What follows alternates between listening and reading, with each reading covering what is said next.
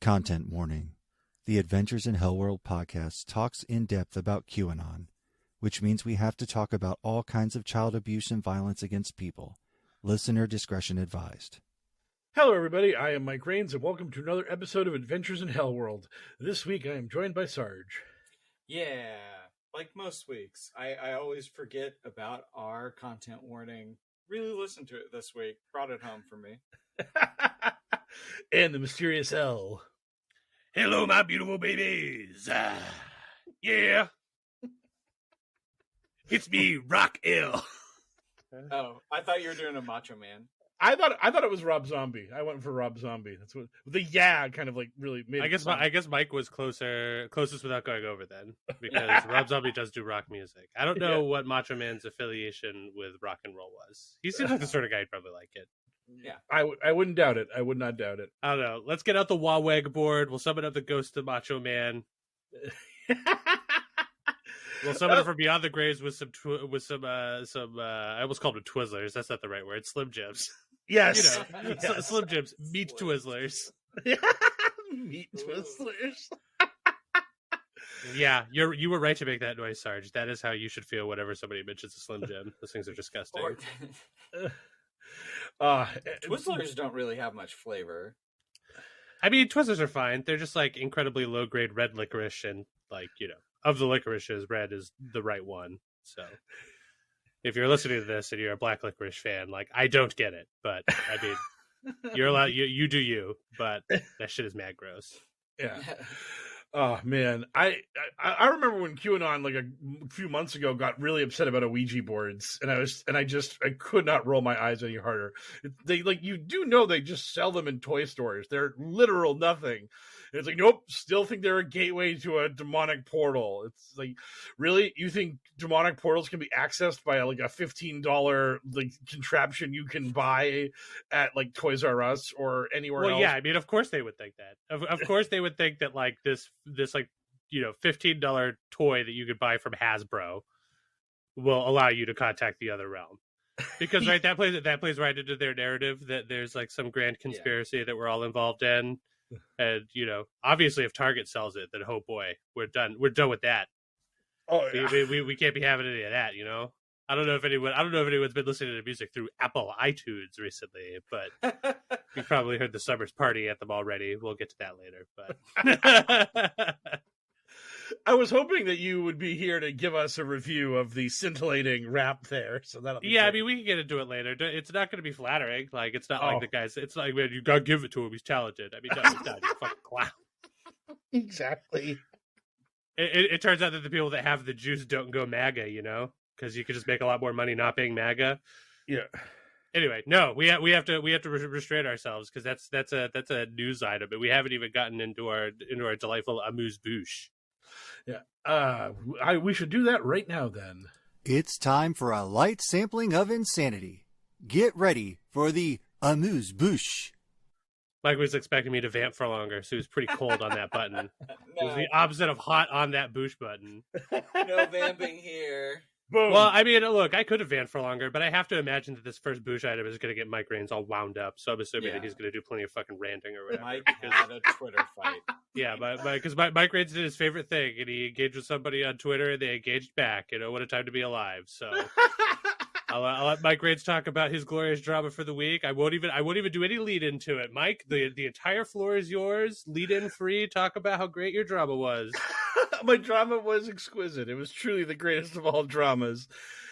What happened was, I just posted a thread about how Michael Flynn did not start Q. And this was in response to the story we covered last week about how the FBI did a half-assed investigation into the identity of Q, and then came away with, we don't know, so we're just going to leave it at that. And also, we don't really see how Q broke any laws, so going after him is kind of pointless, because as long as you're not making money off impersonating a federal agent, whatever's, you do you.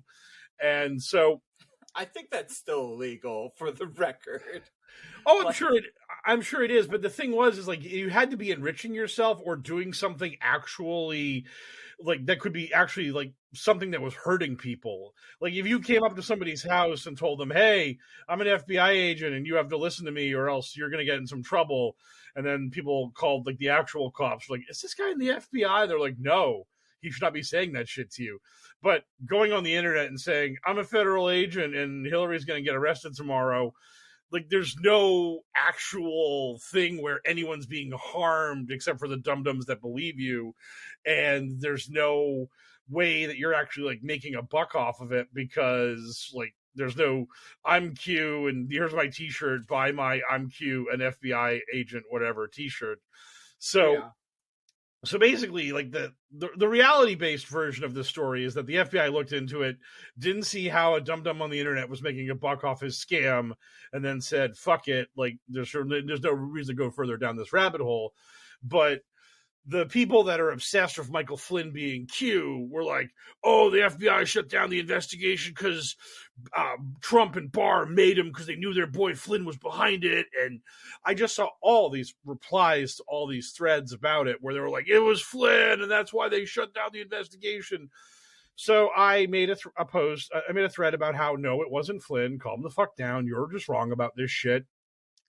And I knew. I mean, I'm not a naive little babe in the woods who didn't know that Jay Stu is like the king of the Flynn is Q bullshit. But I didn't make this to like go at him. I just made this as a thing, as like a PSA. Like, yo, people, Flynn is not Q. You all need to calm down about it. And it took Stu like 3 days to wake up and stir from his dungeon to like come out and be like, "Oh, this guy is saying that Flynn ain't Q and he's wrong and bad and it's fine if you want to say that I'm wrong. That's okay because everyone has an opinion and you can state your opinion. It's fine." But he then went further and at one point said, "Shame on you, Mike, because I'm doing something wrong." And he accused me of being part of a group called Q Slayers, led by some basically there's a guy. He goes by 3 names. I cannot remember his name for the life of me, but he goes by the full government 3 names thing, and he is a MAGA Republican who hates QAnon and thinks it makes them look bad. But does, so oh yeah, of course it does. But you it's got like that part right.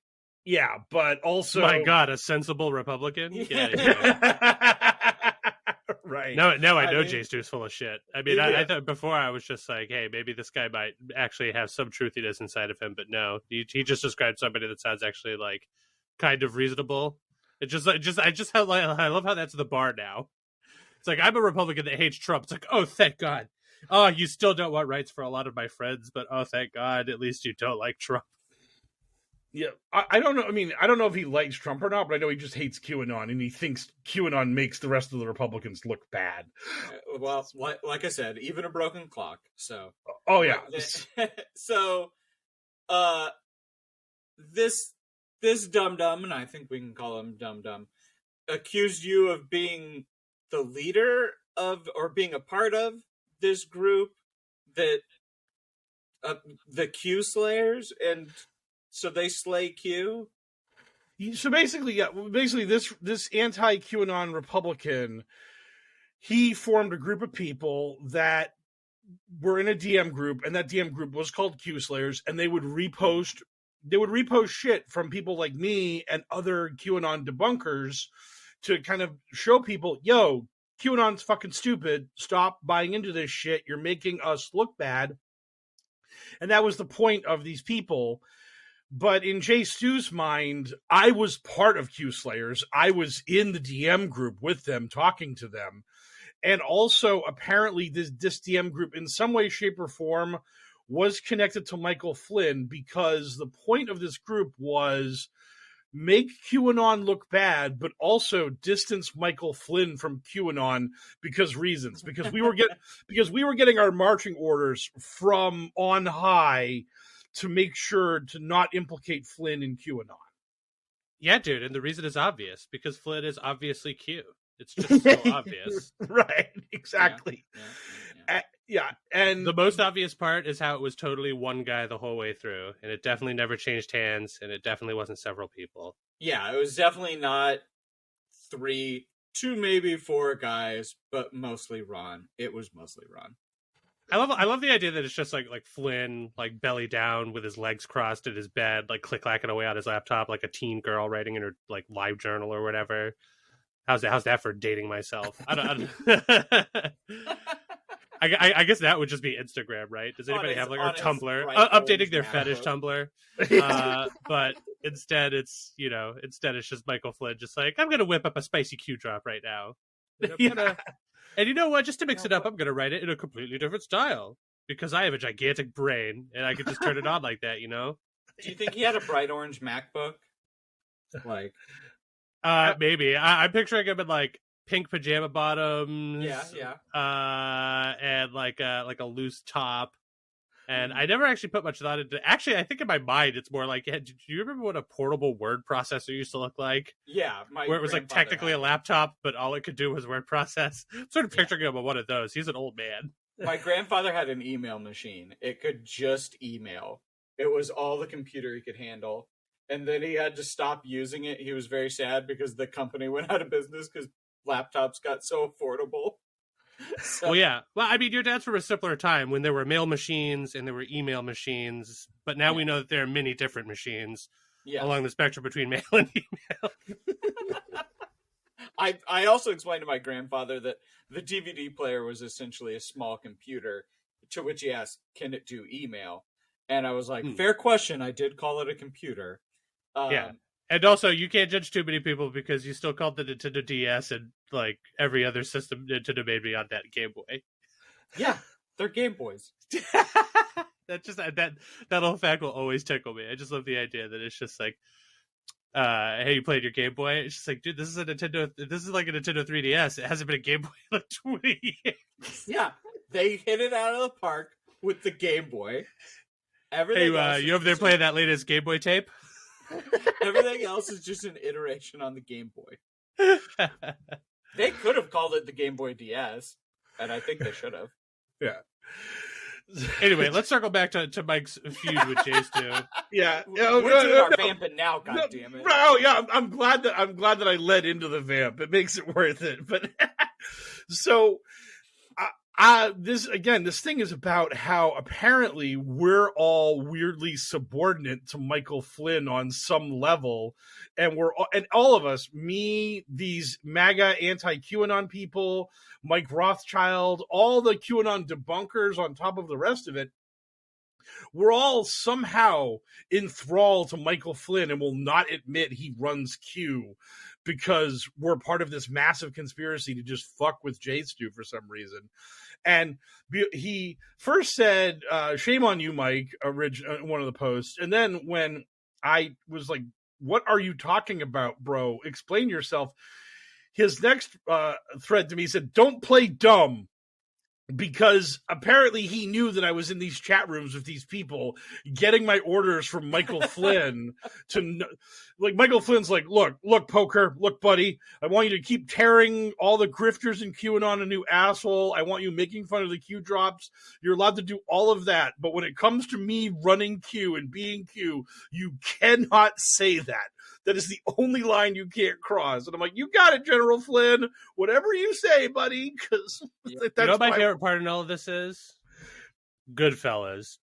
By which I mean, when it came to time for us to like sign the contract and start getting our big payouts for Moloch or whatever, and then Moloch or whoever, I guess Michael Flynn in this instance was just like, hey, yeah, sure, I'm making you filthy rich with blood money, but make sure not to show it. You can't really like live outside of your means. Like, yes, technically you have this money, but do not flash this cash.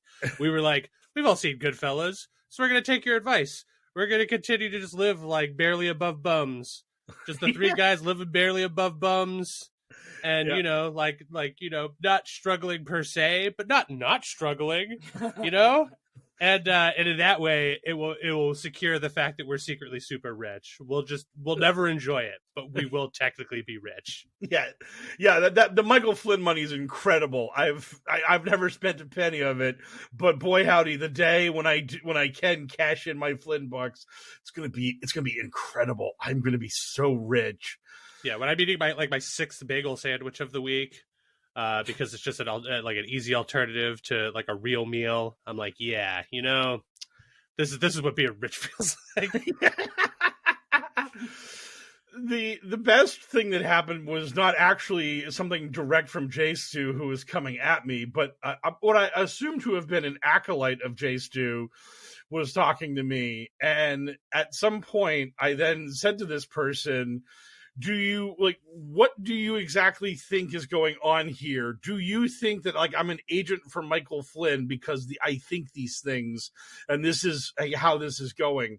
And the guy replied to me and said, I don't think you know what you are. And then said that there are so many psyops going on that I probably don't understand what's actually happening, but I will not find my answers on the internet. And then he left. He was just like, this is my final comment to you, and I'm ending this conversation. So basically what that guy was saying is that I'm under the control of Michael Flynn, and I don't even fucking know it. Michael Flynn has so manipulated me with his powerful psyop onion that I'm trapped in one of the layers of that I don't even know I'm under his thumb. I don't even know that I'm working for him. Thank God we have gigantic brain geniuses like Jay Stu to lead the way, to really shine the light of truth in the darkness, Yeah. Oh, it's so great. It's so absolutely. Like, hey, it's obviously Flynn for reasons that I can't exactly say, And when I do try to explain it, it sounds like horseshit for some reason. But that's all part of the psyop, man. The greatest thing was he told me that Flynn copyrighted the term "digital soldiers" before Q ever started posting. And the term digital soldiers is kind of universal. It's like a thing that's existed since the internet came out and people were like just posting troll shit. But also, the actual copyright for digital soldiers that Michael Flynn patented was way after QAnon started. And when I asked Jay Stu to please show me the earlier copyright, he actually couldn't do it. So what? Come on. I mean, just give him credit for it. It's obviously there. Why else would he say that? Is this copyright it's got to be just for like a couple of things, right? It's clothing. It's just clothing. It's just clothing. Yeah, it's just digital soldiers on shirts and shit. That's what he got the copyright for. Yeah, I actually hold the copyright on it, like as it pertains to actually like soldiering digitally. Like if you actually try to do that, like if you try to get on the digital battlefield, I get a slice. The funniest thing is that like Q, I think Q used the term digital soldiers once in one Q drop in like 2020.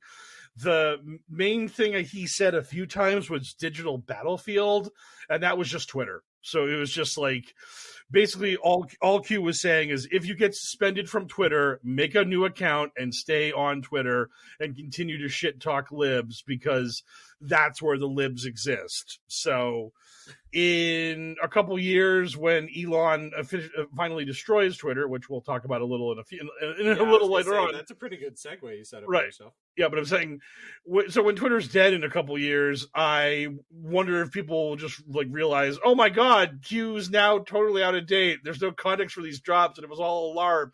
We can give up on it, or no, they won't. They'll just burrow in even deeper. They just won't let go. They'll just be like a termite chewing on the last rotting piece of wood they can find. Well, at the very least, until their great leader, Michael Flynn, dies, Oh, yes. That is truly, when you think of QAnon, the ultimate hero of the story is Michael Flynn. It's all these MAGA Q idiots are like definitely not vaccinated, so just borrowed time. Also, when was the last time any Q person has mentioned Flynn ever, right? Like, I mean, he's not exactly like a popular talking point anymore, if I recall. Oh, they care about him only when he does his grift tours. Like, there's like a reawakening tour where they go to all these churches. I think the reawakening tours were that time when those guys got sick from obviously COVID, but they couldn't admit it. So they talked about how they got hit with anthrax. Like, and they were like, oh no, we got anthrax. And it's like, no, you didn't. You just have COVID. But we got hit with commie pox. Grift Tours is my favorite cartoon from the 80s. Yes. I was thinking after Commie Pox, I was thinking of cooties, and then I was just like extrapolating from that because back when you were a kid, the girls gave you cooties. Now that you're adult, like the gay and the trans people give you the cooties. And it's like, oh no, I've got the bad people stuff on me because they looked at me and I'm a delicate flower who can't deal with people I don't like being in my field of vision. And this makes me upset and sad and stupid because of all these things. The more you talk, the further away from your own segue you get. Yes, I know. We were supposed to start talking about Elon Musk. Fair. We will move on to our buddy, our hero, our champion of all things reality, Elon Musk. El, do you want to make your offer to him now at the top of us talking about him? Or Oh yeah, give me $1 million United States dollars and I'll stop talking about how deformed and terrible your penis is. Okay. It's a segment of the show where we talk about Elon's weird dick. Until he gives me $1 million United States dollars. That would be great. And I'll take pictures of it and everything, so that way, unlike the Moloch checks, which have to remain a secret, even to my own bank account, the Elon Musk payoff money will be very apparent. Yes, unless I have to sign an NDA, which I will do.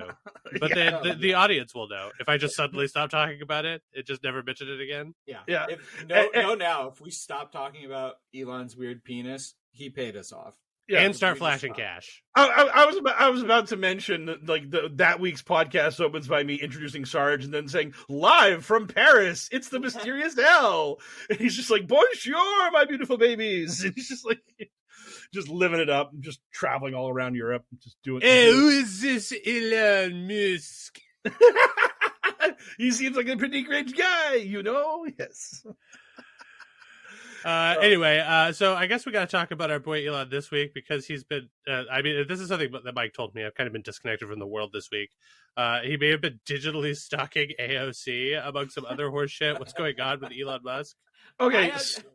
I hadn't heard about the AOC stuff. I had heard about Twitter maybe getting banned from all of Europe. So yeah, so you want to start? Okay, so we'll just start with the AOC stuff because it's the weirdest and creepiest of the things, or maybe second. We'll find out. We can take a poll at the end. But so there is this parody account of AOC called AOC Press, which pretends to be her press team on Twitter posting shit, and they use the same avatar photo as her. Basically, they try to make the channel look as much as her official channel it looks. Yeah. So they can pass off the parody. They do not list themselves as a parody. So this is just everything that was illegal back in the days before Lord Dum Dum took this place over. And so they do all this dumb shit on Twitter and pretend to be her and instigate bullshit. But then they posted a tweet that stated, I have to confess. It was basically words to the effect of, I have to confess I have a crush on, and then tagged Elon Musk. And Elon Musk replied to this tweet with a fire emoji to just be like, yeah, AOC's hot for me. I always knew it. So this is just a really weird, creepy thing where Elon knows exactly what he's doing, interacting with this like in bad faith, quote unquote, parody account of AOC. And he's now playing along with the idea that, hey, she's got the hots for me, guys. Hey, how's it going? Chick magnet Elon Musk just dominating the Twitter sphere. And all the liberal ladies can't get enough of me, even if they say they can't. So does AOC have to raise campaign money ever again? She just they constantly put her name in the headlines just like every other week. They're just reminding people that this congresswoman from New York is apparently fucking Dr. Doom for MAGA chuds, and it baffles my mind. She would be so much less relevant if they just left her alone. Let's not get it twisted, though. She will still take your money. Oh, absolutely. She's a congresswoman. She's still, politician's a politician. Doesn't matter if they need it. They will take your money. Yeah. Thanks for that money. Yeah. Oh, absolutely. But I mean, it is weird because AOC isn't in Democratic Party leadership. She is a congresswoman from some blue plus 100 districts. I remember last year in 2022, some QAnon adjacent lady was like, I'm going after AOC and I'm going to take her down. And it's like, anyone who gives you a penny is a fool who's being parted from their money. because you actually can't win. You could outraise AOC by 500 times and you would still lose because that district is impossibly Democrat. You can't win. It's like that guy who went after Marjorie Taylor Greene in Georgia and raised like $4 million. It's like, you should be ashamed of every penny you raised for that because you're never beating Marjorie Taylor Greene as a Democrat in that district. It's like plus 27 Republican. Like, calm down. It's like when Beto O'Rourke got within 3 points of Ted Cruz. You're not flipping Texas. People just hate Ted Cruz. Yeah, it's like, I get it. I mean, at least in Beto's case, you're fighting the good fight and it's a statewide election and maybe something could happen. But these districts, it's like, anyone who runs in these districts is literally just stealing money from people. So Elon still allows, to bring it back, Elon still allows an obvious parody / imitation account of a elected official to function and imitate her, even though he has said do they have parody in the? They now have put parody in their name. They now have parody in brackets, but their wallpaper and their avatar are exactly the same as hers. Which, if you're flipping through Twitter real quick, will get most people. Oh, and the other thing is that if you click on any of her tweets or any of the tweets of this account, it comes up as Alexandria Ocasio-Cortez, and then you just see the 3 or 4 letters of press. So you never see the word parody in any of it. And people have actually, in earnest, retweeted the pinned tweet of this account, which reads, "Printing money is the only way out of inflation." So people have absolutely retweeted posts that go, "Look at this dumb liberal broad. Oh, we're just burning. We're just going to print more money and destroy America's economy. And this is how liberals actually think." And again, they know what they're doing. They know that this is absolutely an attempt to just make AOC and all Democrats look stupid and shitty. And Elon's just bro-fisting them. Elon's just like, boom, yeah, this is awesome. I am totally in favor of people pulling this kind of shit on a popular congressperson. And this account right now has over 250,000 followers on Twitter, so it's going great. Yeah. Well, get wrecked, us. Yeah. So what's this I hear about Twitter maybe getting banned in Europe?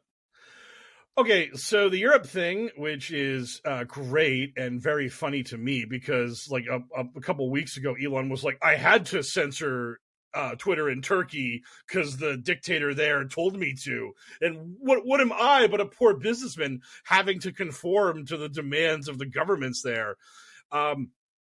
Elon just took Twitter out of a voluntary agreement to fight disinformation in Europe.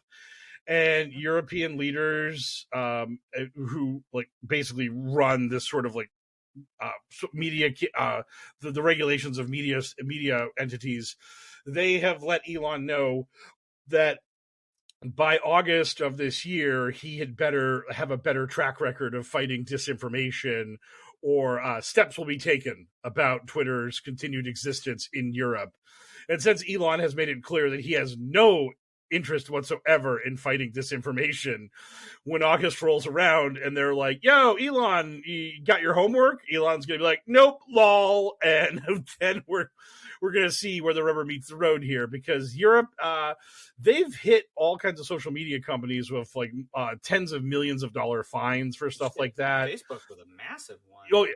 Right. So Europe doesn't fuck around on this shit. They do enjoy crushing social media platforms for not abiding by their rules. And the fact that their opening salvo in this thing is, yeah, we're just going to pull Twitter from the market, is that's not even, yeah, we're going to give you $1 billion fine. There's no, you just won't be allowed. We're just going to turn the Twitter switch off in Europe. You just won't be able to actually access Twitter from Europe, because, Europe has a lot of laws about the Holocaust and about what you can say about the Holocaust. And that's why whenever I get flagged by chuds on QAnon for shit, whenever I crack open my email about the report that's been filed on me, the term Germanic law is always in the tweet. Even if the tweet was just by an American against me, a fellow American, they go over Germanic law in the tweet because they have to. So, yeah, it is not a very good sign for the continued existence of this social media platform that Elon's just like, nope, I'm just going to let terrible monsters on this platform who say things that outright violate European law all the time. And when push comes to shove, later this summer, yeah, we'll just see, because Lord knows Elon ain't going to back down on this stuff. He'll back down to Irigen in Turkey, but to Europe's democratically elected leaders, piss up a rope, rubes. I'm Elon Musk. Yeah, I mean, like, yeah, he doesn't see, but we have a new CEO coming in, like, not this month, but next month. That poor lady. Oh, she's got nothing to work with. Let's as if she's going to have autonomy. Oh my God. Yeah, you would have to hope that whatever contract she signed to come on board includes some sort of like insane golden parachute for when it inevitably goes bad. For sure. Oh yeah. It's just should Twitter collapse due to circumstances beyond my control, I get out of this with like $10 million or whatever. Yeah. Oh yeah, I get like 10 years salary at my current rate if you, my boss, happen to sync Twitter so aggressively outside of my control that I lose my job. Like, fuck you, buddy. Like the get out of jail free card she needs to have for when Elon destroys the job she has to be a massive. I mean, you would imagine, but who knows? Maybe she's a true blue believer, you know. Maybe she just really believes that his free speech absolutionism with an asterisk message. Yeah, it's absolute asterisk. Yeah. Anyway, let's go ahead and move on to our headline news segment for the week. From the digital headlines to the digital front lines, it's Q's in the news.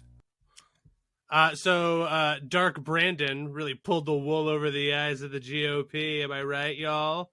Because he managed to get those good old boys to agree to, a deal that just keeps the American economy working without having to invoke the 14th Amendment, which is, what a scrub stupid power play that they let just score on them. And of course, QAnon has some shit to say about this sicko move on Dark Brandon's part. So for more, I'll turn it over to Mike Rains. Mike, what's going on with the debt ceiling fallout? So QAnon's original stance on the debt ceiling was to breach it. They were basically like, let corrupt Babylon fall. Like, they're just the dumbest, stupidest people in the history of the universe, and they live only to destroy America in the most aggressive ways possible. And I've seen so many people being mad about not just the idea of not defaulting on the debt has pissed people off. The fact that a deal was struck makes them even madder. And as I have pointed out on Twitter, it's like, if you guys are mad about the debt ceiling increase, man, you should be really upset about the God Emperor, because it happened 3 times under Trump's presidency that they had to take this vote to raise the debt ceiling. So if that was something you didn't want to have happen, you should have been like, yo, Trump, like, crush America and the world economy. Let the debt ceiling breach happen. Which, shockingly, Trump did not want to do. And when he was president, he was very in favor. He was very in favor of raising the debt ceiling. And at his CNN town hall, he told Republicans to actually, let the debt ceiling happen. And when the host was like, but you said you didn't want that to happen when you were president. And he was like, but I'm not president anymore. And the crowd roared in approval, because they enjoy nothing more than just rank hypocrisy. They're just like, yay, our guy's a hypocrite. Woo, MAGA, just the greatest. And so right now, the main thing QAnon wants is, because they couldn't destroy the economy and crush America and the world, they now want McCarthy removed as speaker, because I mean, I would love to see them have that fight all over again. That would just make my day. Yeah, so basically, I've seen a lot of QAnon posting on Twitter about how McCarthy got the job of Speaker, kissing the rings of the Freedom Caucus and all these other crazy people. But the deal he signed stated that if five Congress people file a motion to vacate, then basically McCarthy loses the job and the speakership becomes vacant, and we have to go through the whole rigmarole of electing another speaker again. Five. Five? Yep, just five. That was the threshold the Freedom Caucus got from McCarthy to try to put him on a leash for his speakership. And this is why people were like, well, this is really dumb because he's effectively not speaker if his speakership hangs by such a tenuous thread. So now, now QAnon's like, yo, where's our five? Where are our five brave Congress people that will step forward and strip McCarthy of the speakership?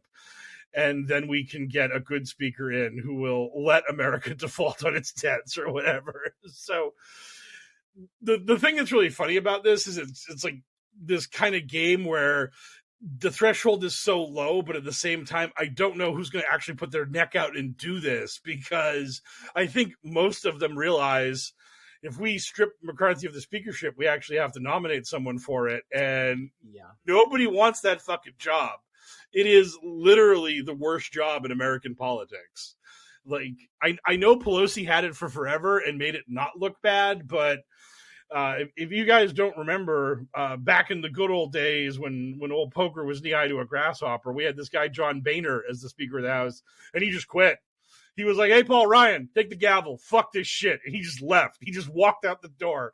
And the entire time Paul Ryan was Speaker, he was just like, this sucks. If you need me, I'm going to be aggressively drunk and or high, because this shit, because you just can't you can't reason with the Republican House caucus. They're insane.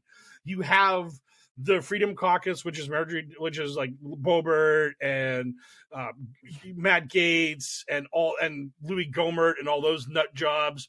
You have the 20 or so Republicans who actually won districts and that Biden won in the presidential election. So those 18 people are just like keeping their heads down, praying no one notices them and votes them out. You've got George Santos, who's a fucking crook and who's getting ready to be removed from office. You have a guy in Utah who's resigning right now. So now McCarthy's majority is 4 seats instead of 5. So it's just, oh my God, it is the absolute worst. But here's to hoping. Here is to hoping that Republicans actually decide to just like that firecracker and start more inter-party chaos, and we end up with Speaker of the House Lauren Boebert or fucking whatever their dream is. Until she gets fucking elected out.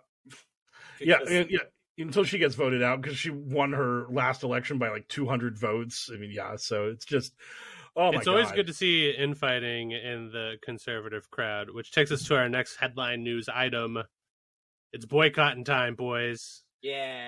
Put on your cotton pants and your boy caps, because we're boycotting some shit. And obviously it was Target, which has been on the boycott for a while. Target but and Petco and Petco and a bunch of other places, Wayfair, Obvi, unless you want to buy a child. But the closest one on the newest one on the list, which somehow hasn't caused MAGA to witch trials lose their power immediately for fingering the wrong target. So let's see when they finally step on that rake. But now it's Chick-Fil-A of all people. They're just like, hey, Chick-Fil-A, go woke, get broke, thumbs down. Meanwhile, the Target boycott song is topping the charts on iTunes allegedly in a totally legitimate fashion, because everybody knows and loves that song. And it's definitely not that guy's rich daddy just buying it like a million times. Anyway, for more specifics, I'll turn it over to Mike Rains, because I have to imagine he knows more than I do, even about MAGA rapper Forgiato Blow. Oh, no. The MAGA rapper guy is all you. For me, Chick-fil-A decided to appoint a new vice president of DEI, and DEI is the new boogeyman of the right. We used to have critical race theory, which was a CRT, which basically they've created all these abbreviations that are super scary and terrifying and bad. And DEI stands for diversity, equality, and inclusion. And so this is just the absolute most boilerplate sort of thing where it's just, don't be a racist. Have everyone kind of under the same tent. Make everyone happy. Be accommodating and friendly to people. Unacceptable. Unacceptable to the Republicans. And so because Chick-fil-A actually has a DIE department that needed someone running it, now Chick-fil-A has run afoul of the right, and now they are unacceptable. And this is Chick-fil-A, who literally close on Sundays because it's the Lord's Day, and aggressively promoted a bunch of anti-LGBTQ like charities and organizations for the longest of times. And there's all kinds of liberal watchdog groups that will point out, hey, Chick-fil-A's backsliding. They're still doing this shit. Don't go there. They're terrible. But nope, just because Chick-fil-A has this one corporate section of its company that caters to this, they're bad. They're now anathema. A little less misogynist, a little less racist. Don't worry, they still hate the LGBTQ community. They'll still quietly give money to anyone who hates them as well. So don't worry. Don't you worry. Yeah, but have they hit the sweet spot where their chicken sandwiches are just so good I'm willing to overlook it? No. I haven't bought any Chick-fil-A since I was back in college, but my relatives brought a bunch to something, and I was like, well, I didn't pay for it, so I can eat guilt-free Chick-fil-A, and it was just as mid as I remembered. Yeah, I mean, I'm not about to waste food, so if somebody shows up with Chick-fil-A, I will happily eat it, but I don't think I've like given them any business for like 15 years.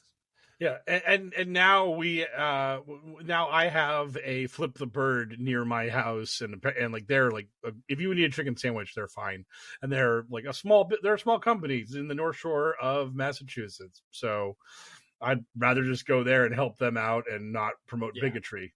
So there you go. There's your plug, Flip the Bird. Now endorse the podcast that you've never heard of. So, yeah, there's your plug. Mike Raines called you fine, which yes. I've been to a couple of those locations in my travels up there, and yeah, I have to say that fine is a good way to describe some of it. Every once in a while you'll get it and it'll be great, but most of the time it is fine. Yeah. I was and when I got Chick-fil-A back in college, it was a Chick-fil-A Express. So someone explained to me the college had to buy it from Chick-fil-A first anyway.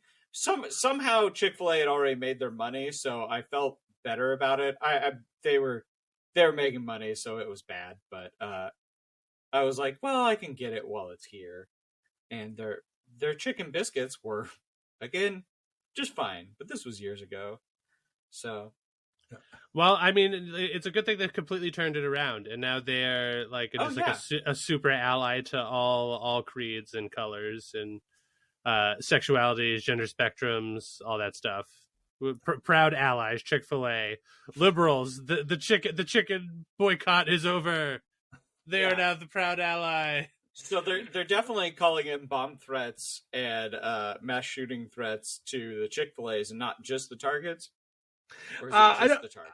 I don't know that we've gone that far yet, but I mean, at some ill-defined point in the future, I'm sure somebody will do something stupid at Chick-fil-A and it will go viral, and we can have that to like look at and just be like, "What the fuck? How?" Well, they're gonna need a sick follow-up track to that. Whatever the name of that stupid song is, that is like that anti-Target boycott song that I don't know the name of, but I've seen ridiculous clips of all week. I think I haven't been on TikTok, so yeah, I mean it's what you would expect from like I can picture it in my head. The self-professed like king of MAGA rapping. I think Vice did like I think that's how I know about the guy. I watched like a little Vice video on him that was like 40 minutes long or whatever. I thought they were dead. I thought we. No, they're dying. They're not dead yet. They're dying. Yeah, it'll take a while. They're filing for the sort of bankruptcy that lets them keep operating until they really run out of money. So, okay. Yeah, it's coming, but it hasn't happened yet. So instead, I get to know about this Forgiato Blow guy, who's like this like white chud, tattooed, bearded rapper dude. He drives around in a big souped up Trump monster truck with like a Trump blow up doll in it, and Nice. cruises around and does rap videos talking about, how great MAGA is, and, occasionally having attractive women if you like that sort of type of woman, because he is from Florida. So picture what you will. Like, just like coming up to him and be like, I love your music. And I'm just like, really? God, wow. Ugh. Man. His beard is so aggressively styled. Like, just the lines of his beard are, I would go to say, intricate. It's like he's really going for this bizarre facial shaping with his facial hair. I'm sure he goes to a white guy barber shop where the conversation gets real colorful. Oh man, I remember the last time I went to a barber shop and some lines were towed. I was like, it came up that I was a veteran, so it was immediately like taken into the conversation. They just assumed, they're like, "Oh, my son's in the Navy," and I'm like, "Great, a little off the top." Like, man, yeah. But yeah, I can't remember. I didn't do any research because I never do, because fuck research for this show. But that's not my job. But as far as I know, this guy's some sort of like trust fund kid, and his daddy's got like real big boy money from some form of fashion, and like he's just like, oh, that, like, dude, my fucking song's number one on iTunes. It's like song of the summer, and it's just like, it's really not though. I mean, like however you guys are juicing those sales numbers, that's fine. But like, I'm pretty sure if I go to Spotify, the song of the summer will still belong to like Taylor Swift or like The Weeknd or something. Like, because iTunes is like the biggest scam when it comes to these people wanting to present themselves as actually being popular, because no one really buys direct from iTunes in any real way. So if anyone wants to game the system, it's the easiest way to fake popularity, because this is what the quote-unquote January 6th chorus did, where they did that mashup where they were singing the national anthem and Donald Trump was speaking the Pledge of Allegiance, and they would like cut between the two of them, and that quote-unquote song was number one on iTunes for a little while also, because this is how right-wing grifters make themselves look big. And it lets right-wing media do all this like bullshit where they're like, woke Target defeated by smash hit song number one on iTunes. And no, that doesn't matter. It's not getting radio play. No one's actually listening to this. The song is barely resonating above the right-wing bubble. The only people who hear it are people that want to hear it, or folks like us who see clips of it on social media because we engage in the political sphere. And it's like, look at this dumb idiot who's literally walking down an aisle of Target with just like 6 boxes of tampons in his arms, rapping about how much he hates trans people. And it's like, great, wonderful, just absolutely the best. Like, I can't imagine anything more spectacular than this. Yeah, and also he's just mid as fuck. Like, there are right-wing leaning ding-dongs out there bringing the caucasity to hip-hop that at least like are better at it in terms of like being able to spit their bars. You know what I mean? What's his name? Samson? I think his name's Samson. There's a guy out there named Samson. He went viral on TikTok a little while ago for doing a funny little set of rap bars about having sex with Nancy Pelosi. And then when I looked into him a bit, I was just like, oh yeah, this is pretty much the guy you would expect. He's just like, I'm just talking about the truth. If you want my guns, you're going to have to come take them, because guns is what makes America great. Why we're not under tyranny, or are we? I'm Simpson. But like, he could actually kind of rap. So it's like, okay. Why? Like, luckily, guys like him aren't trying to trick people. They don't want to be the MAGA rapper. You know what I mean? They probably not have that kind of heat on them versus like this, husky white dude with his well manicured beard from like Jacksonville, Florida, or whatever, who's just like, yeah, my favorite thing in life is my Donald Trump giant super truck, because I don't have an identity of my own. My identity, I've decided to hitch it to Donald Trump, and that's just the way it's going to be. It really is always Florida. It's just like Florida. I mean, it's just wretched. Like, we don't really need to get into it, because what can we say about Florida that hasn't already been said about it? But just like that they haven't said themselves. Like, but I mean, just figure it out. Like, for having such like a diverse, different like set of communities down there, it's just like, are any of them like good though? Like, they're so diverse. There's so many different, like, there's like pockets of old people and pockets of like weird, just like, you know, Jimmy Buffett people and like actual redneck people. Then there's like Miami, and then there's like, you know, with all the vacation spots. And it's just like, yeah, but does any of it not suck? Like, that's the question I pose to you, Floridians. Yeah, we have the old Cubans who hate Castro and vote Republican because they think Democrats are communist, and it's just no. You don't really understand that the problem. Communism is a bad and failed system, and I know I've just lost like 5 viewers for saying that obvious truth. But the problem under Castro was that he was a dictator first and a communist second. That's the thing, is that if the Democrats seize power, which they win elections a lot of the time, they don't immediately then end democracy and become dictators. Like the big problem that you had and that with the government that you fled from was the fact that guy was like, now I'm running Cuba, and by the way, I'm a dictator, and if you don't like me, you will be disappeared, or you'll go to jail for many years until you come out of jail and be like, you know what I like Fidel Castro. He's truly the greatest. So love me some Castro. Love me some Castro, truly the best. And please use this out of context to make me a communist dictator sympathizer. I mean, look, you got to hand it to him, you know? Yes, you do have to hand it to Fidel Castro. Yeah, you got to hand it to him. That's just the default, you know. That's you just want to smoke screen somebody, you got to hand it to him, and then you just let them keep talking. Yeah. So come on, Florida, but it's really kind of funny in a way that like Florida's just becoming more red, and I almost wonder if that's kind of a net negative for them, because I can just see lots of conservatives fleeing like woke Pennsylvania and Wisconsin and Michigan and like all those blue wall states that we are winning by 1% in these presidential elections. If all you conservatives just fly down to Florida and like really load that up and just abandon the Midwest and Pennsylvania, that'd be a shame. That would just be terrible under America's current dumb election system. Like, oh no, the Democrat just won Pennsylvania by 4 and Wisconsin by 5. Suddenly the Republican Party doesn't exist anymore. They can actually never held the presidency again. Oh, but man, they've got Florida on lockdown. Yes, now Florida's their own little, like, the People's Republic of Florida. They can have their own little dictatorship down there and all that good stuff. But yeah, you've managed to isolate the poison to like a couple bad states now, so the rest of us can just count on our 300 plus electoral votes every 4 years, which would just be just ducky for the actual fate of the nation.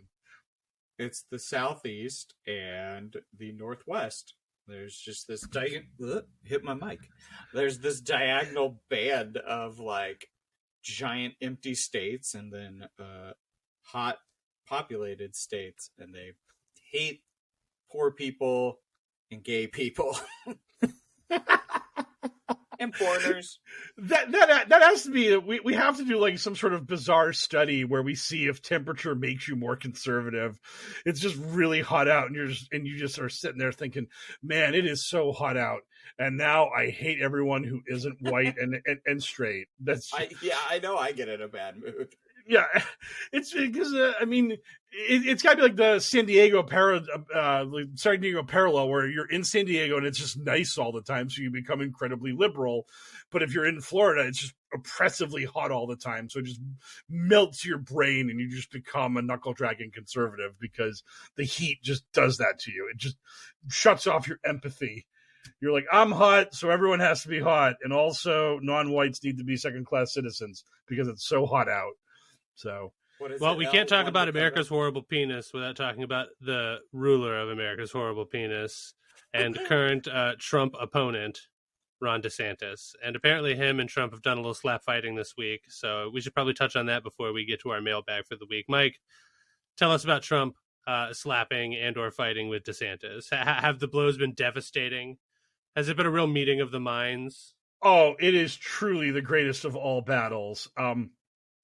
So Kellyanne Conway, who was one of Trump's greatest lieutenants in 2016, she was on Fox talking about the battle between DeSantis and Trump, and apparently she ran afoul of the God Emperor because Trump got mad at her and he called her Milquetoast Kellyanne Conway, which we're gonna have to workshop that a little because I don't really think I don't think that hits too hard, Donnie. And B, he spelt milquetoast as in the word milk and then the word toast. Oh yeah, I mean that's like the easiest trap in the world to fall into. Very few people have ever seen that word written down, so I'm assuming that like 95% of people would make that fuck up. I mean, well, I'm assuming that 95% of people would like get to that point and then be like, maybe I should Google how this is spelled because this looks sort of dumb. Milk toast. It's like, now that I'm thinking about it, what does this even mean? You know what? Maybe I should watch a 15-minute little YouTube documentary about the history of the etymology of milk toast. That's just me, though. Yeah. The day Donald Trump says etymology will be, I don't know, the day the Earth just like loses its orbit and just falls into the sun. Oh my God!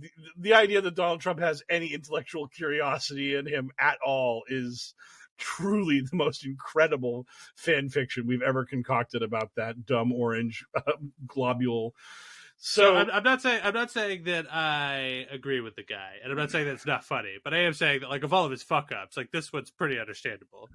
Oh yeah, I understand that. I completely agree on that front. The best part about this though is that, again, in QAnon world, Trump cannot fuck up. It is impossible for Trump to make a mistake. So he had to be talking to QAnon in code by using the words milk toast and not the proper spelling of milk toast. So people were like, "Yeah, there's an extra K in there, and we got this." All right, let's pull out those extra letters and get them into the gematria machine. Fire up the gematria. Man, gematria really is the answer to everything.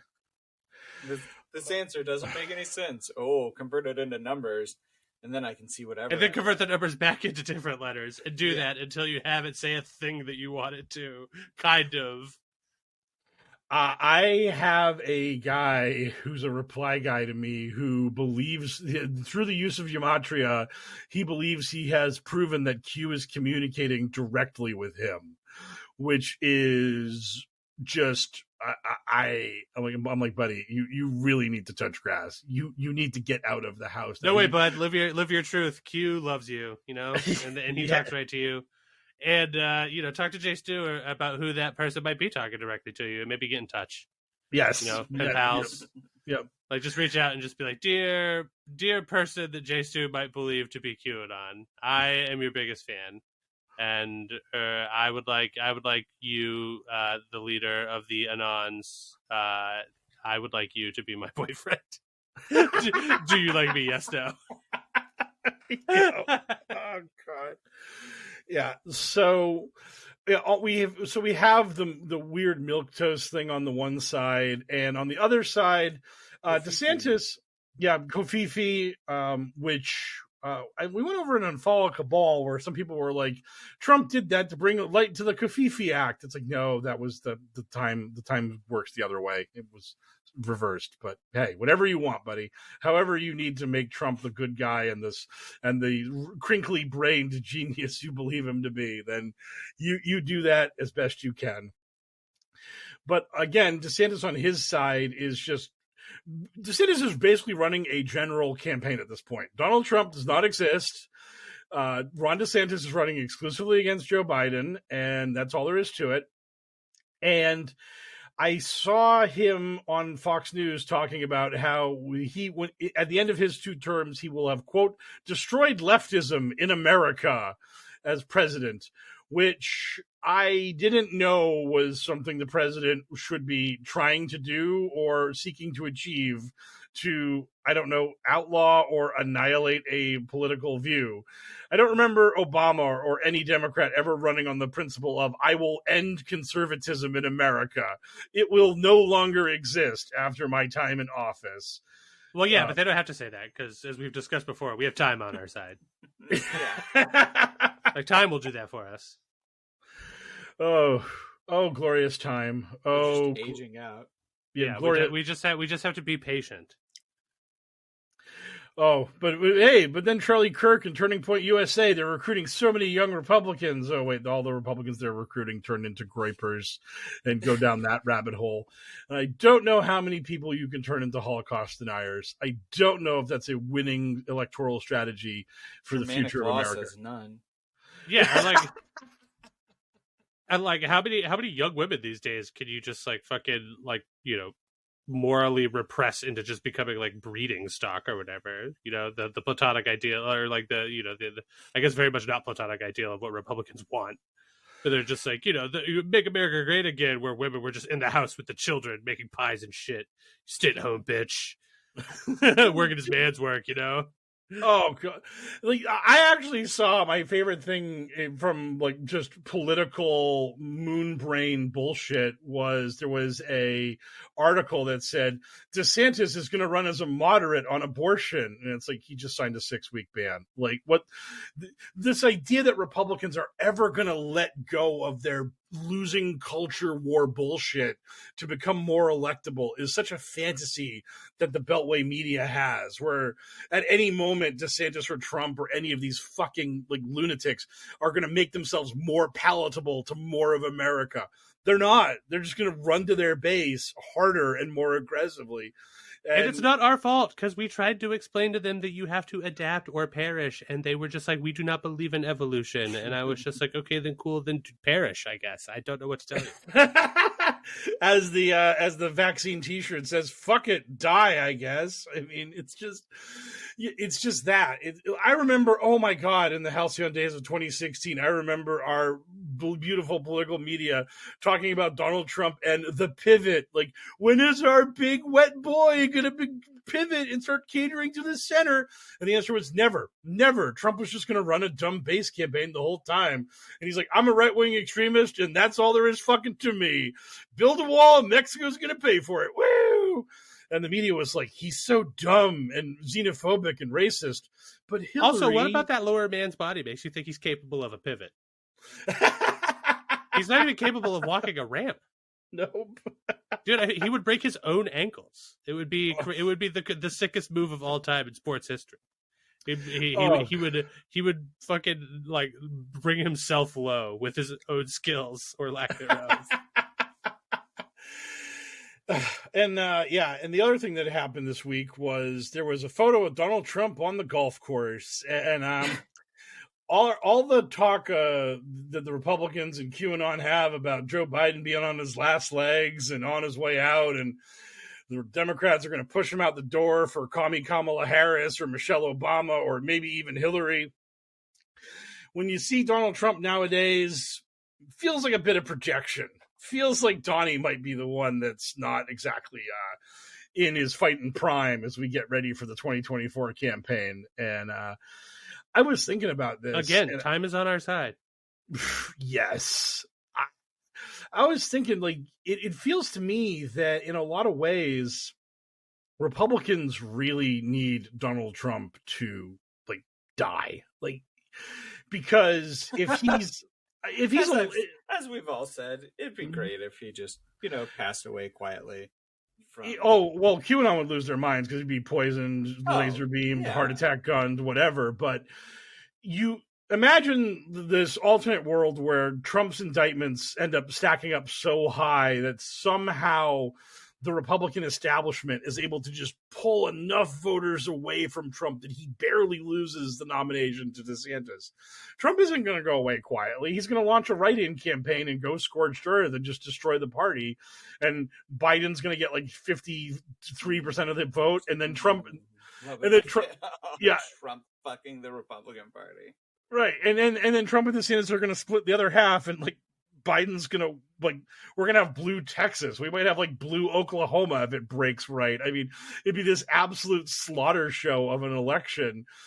And there's no way Republicans could stop it because Trump is never going to just give up. Trump's never going to be like, well, Ron DeSantis beat me fair and square. I'm just going to head back to Mar-a-Lago and wait for my indictments to lead to me being in court or like under house arrest for the rest of my life.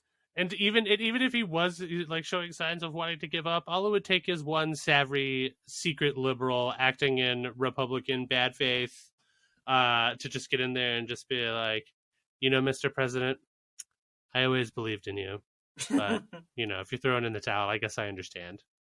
Like, how could you beat Ron DeSantis anyway? Anyway, I guess I'll just leave you to your thoughts. Exactly. And see how long it takes before he truthed out something insane. Yeah. Total meltdown. So it's like, on the one hand, if DeSantis wins, then Trump goes third party or write-in and just destroys him. And if Trump wins the nomination, I just think that he's going to be so radioactive and toxic between all the indictments and the fact that he's going to be this very frail, practically senile old codger. Like, all of their attacks on Biden will just be tenfold more aggressive against Trump. It'll just be like, Biden's too old and too not with it to be president. There's no way we can do this. And we're like, look at Trump. And Trump's going to be like, I like oranges.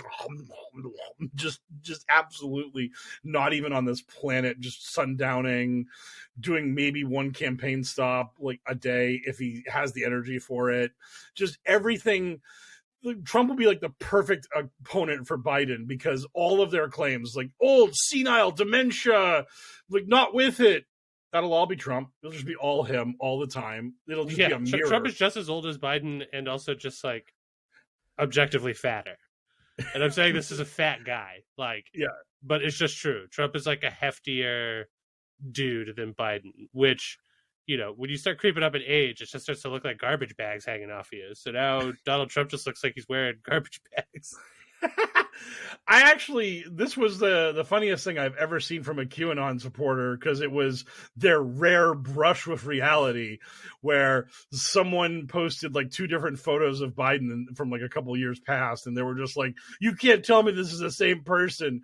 And the other guy replied back. He said, it's a facelift and he lost 40 pounds. So there was just a point in Biden's life where he was like, fuck, I got to get in shape if I want to live longer. And he just did. Biden just got on the treadmill. And still doesn't explain the earlobes, though. What else could explain it other than that they got it wrong when modeling the hologram? Anyway, let's go ahead and move into our mailbag for the week. Our listeners got questions. We got answers. It's time for Q&A. So our mailbag is very scant this week, so we have a grand total of, it looks like, 2 questions. So, my goodness. Well, hey, we'll do our best. And if the show is short, then it's the listener's fault. It's your fault. Yes, listener. It's all on you, listeners. You're the ones who have made us go short because we couldn't possibly just yell and scream more. Yeah, this one's on you. Yep. And if you have a question, you're just like, I have no idea how to get it to you, then that's on you for skipping our outro where we give you all of our social. I mean, don't get me wrong, I get it, but also it's still on you if you do that. So Cleodora Silvestri, the HellwQrld Grand Inquisitor, asks, now that the Sadness has thrown his hat into the ring officially and has been blasted by Trump relentlessly, how long until he pulls off a Ted Cruz and begs his orange leader, please, sir, may I have another? Ooh, I mean, I don't think it's going to take too long, because we really get into the campaigning, not for another couple months, like, not till like 2024. So like, he's announced, but we're not going to see any of the real fighting for another couple months.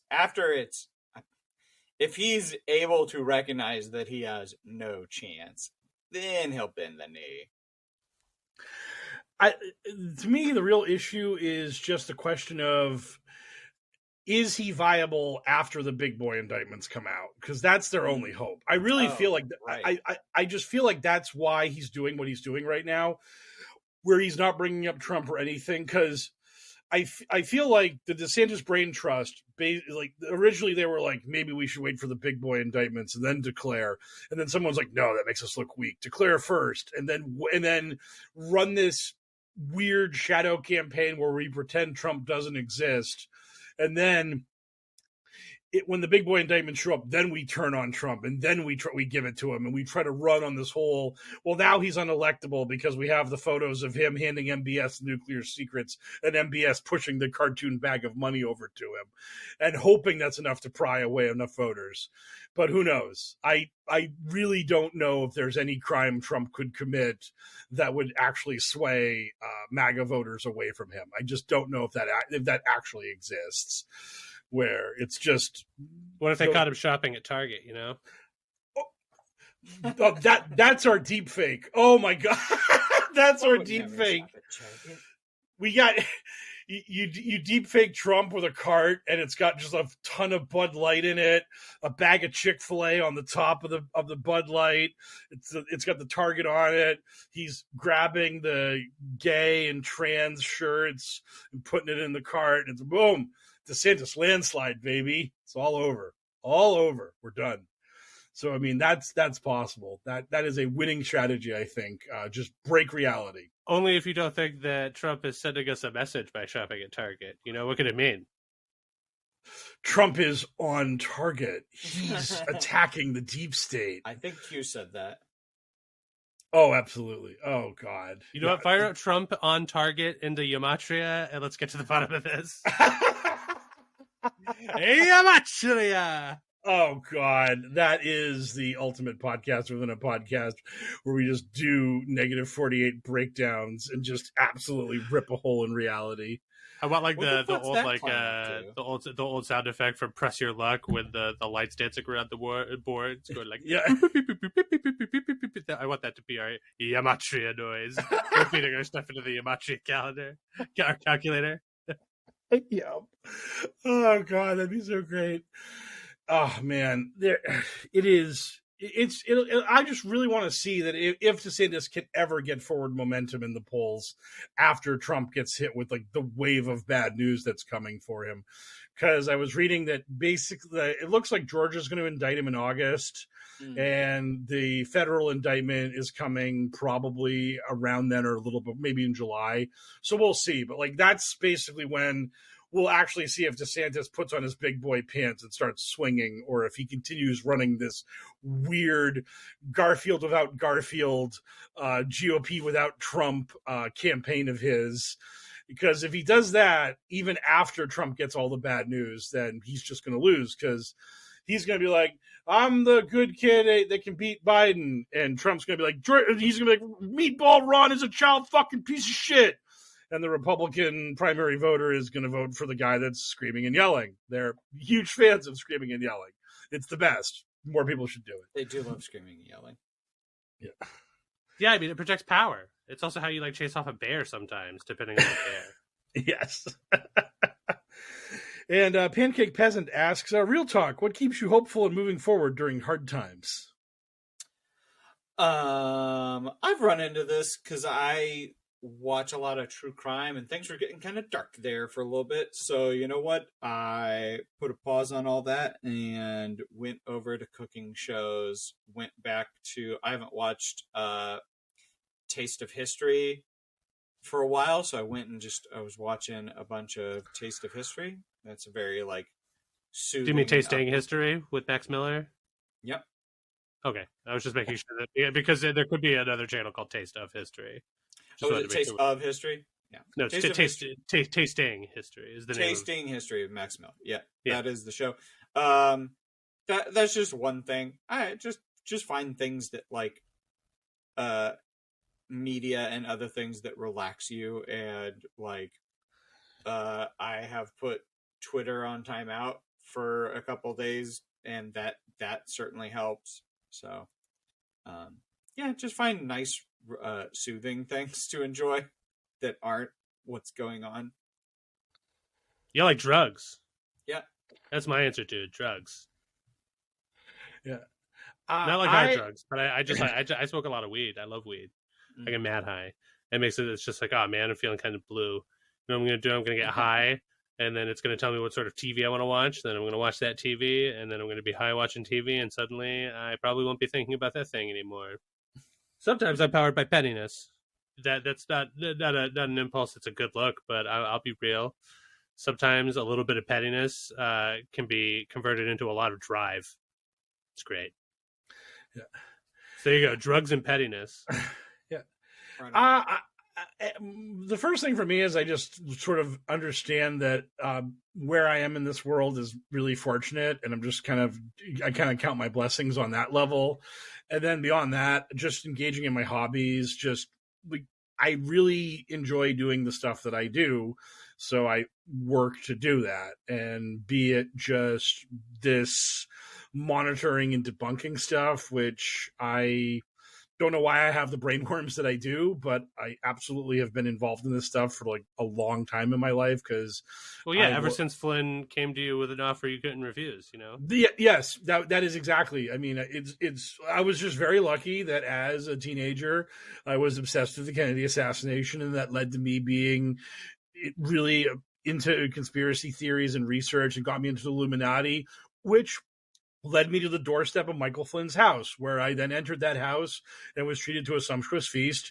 And then a large bag full of money was handed to me so that I could disseminate false information about QAnon on only one topic about QAnon, which is its origins. On every other part of QAnon, I have been nothing but authentic and legitimate. But on who started it, giant sack of money, I won't tell you. Get fucked. So yeah. So between the Michael Flynn payola and my hobbies, that's mostly how I get through life. And also just the fact that when I'm bummed out, it's like, hey, I got a roof over my head. Things are going pretty well for me on that front. The people at my job don't seem like they want to fire me anytime soon, and I'm good at it. So just like that kind of stuff. Like it's really like the weird. No one ever knows exactly where life's going to take them and all that kind of stuff. And I did enjoy poker and gambling and that kind of stuff, but I never would have thought that I'm a really good dealer and I understand the rules of poker and I can engage with people in a pleasing way. So I'm a good front man for a casino, like that kind of stuff. Just never. That was never the vision for young me going on in life, but that's where I am right now. And it's not bad. It's not bad is basically what I'll say. So that's just my lot in life is acceptable is the best way I can look at it. So that's that. And that brings me to the question of the week, as always, is what are you guys looking forward to? Spider-Man, Spider-Man, Spider-Man, Spider-Man. Yeah. Spider-Man for sure. And then the Warhammer Open is happening in Kansas City this weekend. And I have a hobby paint pass. So I just get, for the whole weekend, I get unlimited access to their full line of paints. And I can bring my own minis in. And I just get to paint and check out the hobby and what's going on. So yeah, well yeah, yeah. That when Elle brought that up, that reminded me. Obviously, the Spider-Man movie is coming out because this upcoming month for Marvel Snap, it's all Spider-Man cards. It's just Spider-Man all day, every day. And what about his amazing friends? Are they along for the ride? Well, it's multiverse Spider-Man, I believe. And like, yeah, and do any of them have fucking friends? I mean, why are you dodging the question, Mike? Iceman is in the game, but Firestar is not. Well, seems like a wasted opportunity. And Aunt May's dog, who was a character in that show, Miss Lion, is not in the game either. So now neither is Aunt May. They didn't they say that they're not going to be doing like alternate versions of characters, right? Like a character card just like is its card, and that's yeah. Sort of so like, they have Spider-Man. Then there's Miles Morales. Yeah, but you're never going to get like friendly neighborhood Spider-Man. Yeah, they said whatever, they're not going right? to do that. Yeah, it'll always be a different card. So that means that at some point, I mean, don't get me wrong, they've got like a fairly deep roster, but like after a few years, like are they going to be? They're gonna have to be digging pretty deep. I don't know. They've already gotten really fucking deep. We have Stegron and Giganto. Well, yeah. So I'm sure they just know that they're gonna have to dredge up the muck at some point. So they're gonna just constantly be dredging up some small amount of muck. Yeah. And you're gonna be getting cards like, oh shit, it's Maggot. I love Maggot. Look at this guy. Yeah. The newest card released was Living Tribunal, and so. Well, hey, the Living Tribunal just showed up in that Thor flick. Yeah, I did. Yeah, that was Eternity. Yep.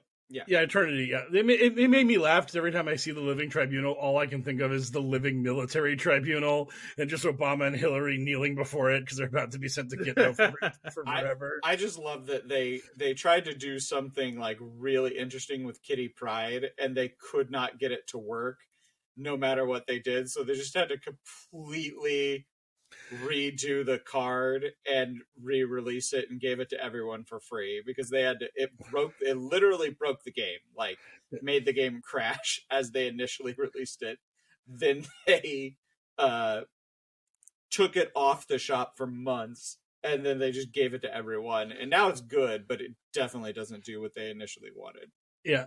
So the cards that are coming out are Ghost Spider, Spider Ham, Silk, and Spider-Man 2099. Yeah, so those are separate characters, but they're kind of toeing the line with we're not going to have separate versions of a card. Dude, I can't believe it. Like, I obviously haven't seen the movie yet, and I'm going to be avoiding spoilers until the moment I do see the movie. But going into all the stuff, like based on all the press materials I've seen and the trailers and stuff, still no Spider-Man. That seems pretty weird to me. Do they not have the license to Spider-Man all of a sudden? Like, they where's said our boy? He was going to be in it, but this is supposed to be a two-parter. So. I know. So maybe they're just saving that. Is that one of the big reveals for the third one? Is that what we're finally going to get Leopard on? Yeah, I mean, maybe they. Dude, he's the emissary of hell. Yeah, I'm with you. I'm excited for it. Yeah. And when he shows up, he better say all the lines. And like, he's only going to be around for like one of the flicks. I want him to say all of the stuff. Remember, he didn't start out saying all that. He workshops it for a couple episodes, and then they get to Emissary of Hell, and they were like, "Nailed it. We're not changing it." Yeah, but now it's like the established parts I care about. It's like that stupid Voltron show that sucked because like they did so much stuff right, but they just fumbled the fucking ball by just not doing the stuff you had to do. Like, you have to say form blazing sword. You have to say I'll form the head. Like, you have to do it. You have to. You can't tongue in cheek skate around it. You got to do the thing. Even if it's just once. Yeah, it only has to be once. Even just do it in the first fucking episode, you clown. Just do it. But when you intentionally go out of your way to do it, it's just like, what? Do you think you know better about the fandom than I do? You don't. Like, fuck off. The whole I'm not much for Voltron, but the whole payoff at the end of the fight is they literally say form blazing sword. Like, that's how you know it's really on now. You like, now Voltron's fucking sick of your shit and it's time for you to get chopped up. And then that fandom got wildly toxic, and I found out how the show ended, so I've still never watched the last season because I don't need to, because the ending blows. So I can't believe that one of these Netflix animated shows has a toxic fandom. They all seem so nice. Oh, God. Like, every time I hear people talk about how much they love She-Ra, I'm always just like, yeah, you're great. Your opinions are great. I haven't heard Brew about the She-Ra fandom, and she says for the honor of Grayskull in not every episode, but most of the time when she transforms. The people doing the He-Man stuff seem to get it. I mean, like by the power of Grayskull, He-Man still has the power. Like, that's how that goes down. Like, he still says power twice back to back. It's pretty funny. It's always been really awkward. I love how they just like they didn't workshop it all. By the power of Grayskull, I have the power. Just boom, nailed it. It's like, okay, I guess by the power vested in the power of Grayskull, I have the power to power. Now the power's in my hands. It's like that urban legend that like Emerald Lagasse got $50 every time he said "bam," and that was written into his contract, so he would just constantly say it while he was cooking. It's like maybe that was like their thing. The voice actor was like, every time I say "power," another $20. Yeah. So boom, just put that in the script every time you can. Yeah, right. As if they had that person reading in that booth for that more than once. They were just like, we have it, and that's the one clip of that we're using for 140 episodes. Transformation, same clip. You better believe it. Here we go. Bingo, bingo, bongo. We're saving mad dough. You know what? We can save even more money if we just have him transform multiple times every episode. Just go through the same process every time. Yeah, remember that one episode that was just like over half of the runtime was just the transformation because he just couldn't stop going back and forth between Prince Adam and He-Man. It was the awkward double date episode where it's just like Prince Adam and He-Man are taking somebody out on the same date at the same time. Okay, we're in the weeds here. So I've already said that I'm excited about Spider-Man. Mike, what are you excited about?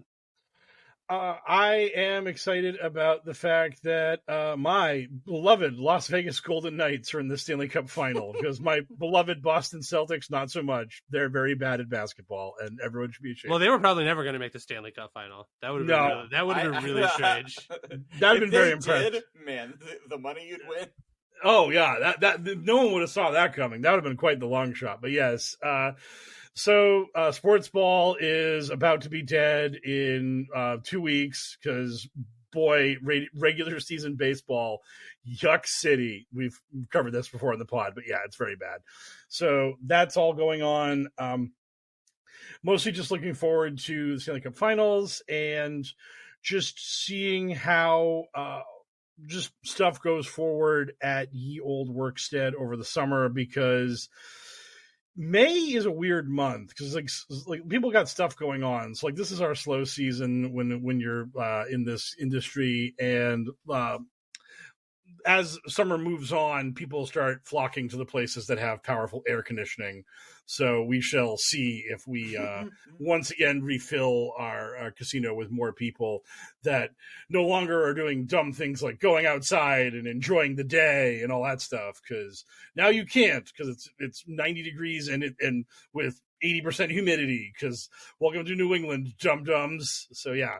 And also, this could be my first test research. I could do like a baseline poll of people now and see how Republican they are. And then by the end of August, I can see if they've converted, because if the weather has actually turned them MAGA or not, as we posited earlier in the pod.